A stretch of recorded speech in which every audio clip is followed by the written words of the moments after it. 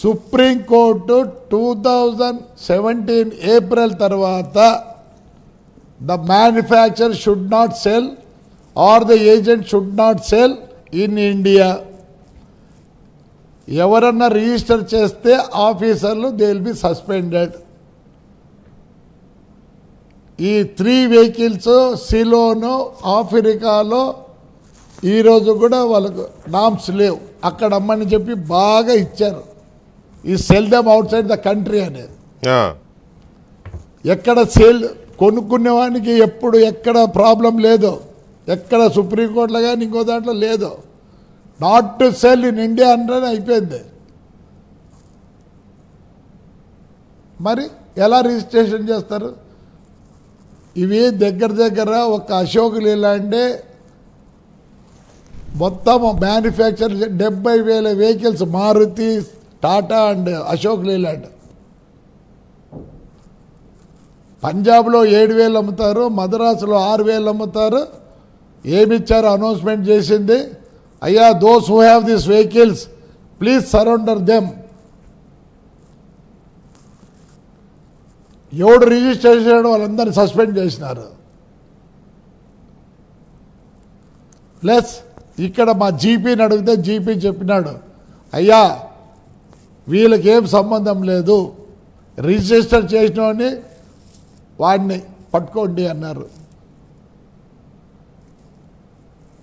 మరి మాకు ఇంత అన్యాయం జరిగింది కాబట్టి ఈ పొద్దు బాధ, మమ్మల్ని దొంగోలు చేసినారు.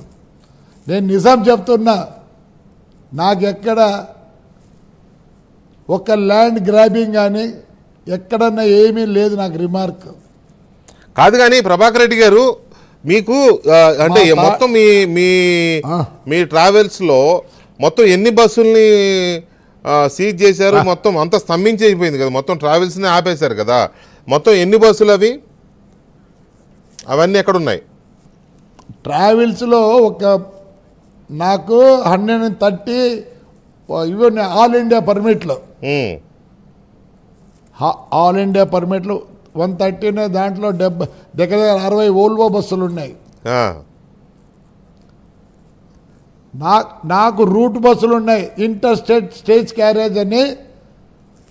మాకు మద్రాసు కంబైన్డ్ స్టేట్లోనే 2 పర్మిట్లు అట్లే ఉన్నాయి ఈరోజు కూడా.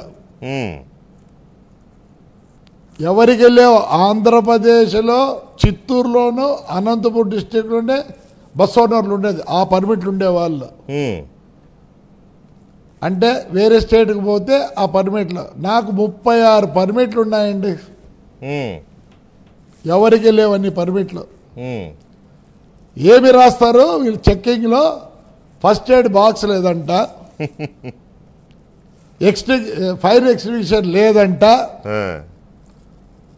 సైడ్లో పర్టికులర్స్ లేవంట. ఇదేంటి ఫైన్లు?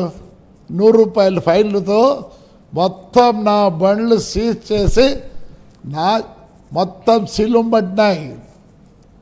మొన్న ఏదైనా గలాట్ అయితే నా బస్సులు కాలుతారు, 2 బస్సులు కాల్చేశారు వైఎస్ఆర్ వాళ్ళు.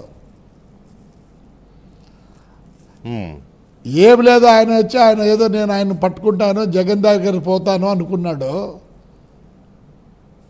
వాళ్ళ తాత నుంచి మాకు సరిపోదు అది. ఓకే, అది ఎందుకనే తర్వాత తీసుకుందా. కానీ అసలు ఎందుకు ఇంతగా ఇప్పుడు మీరు పార్టీలు, రాజకీయ పార్టీలు వేరండి, మీరు ఒక